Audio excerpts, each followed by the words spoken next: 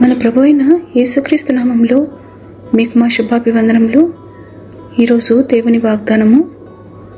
పర్వతములు తొలగిపోయినను, మెట్టలు తత్తరిల్లినను, నా కృప నిన్ను విడిచిపోదు.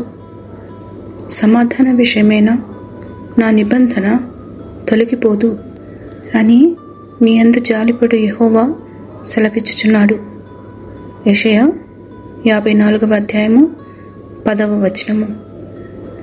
For the mountains may be removed and the hills may shake, but my loving kindness will not be removed from you, and my covenant of peace will not be shaken, says the Lord, who has compassion on you.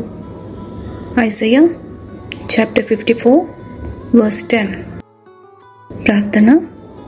ప్రేమగల ప్రభువా, దయగల తండ్రి, మీ నిత్యమైన కృపా కనికరములను బట్టి వందనాలు. ఆపత్కాలంలో నమ్ముకొనదగిన సహాయకుడుగా మాకున్నందుకై వందనాలు. అమూల్యమైన మీ వాగ్దానములచే మమ్మల్ని ఆదరించుచున్నందుకై వందనాలు. ఆ వాగ్దానములను చేపట్టి ప్రతి పరిస్థితిలో ధైర్యముతో ముందుకు సాగుటకు కృపనిమ్మని యేసు నామములో వేడుచున్నాము తండ్రి. ఆమేన్. Have a blessed day. God bless you.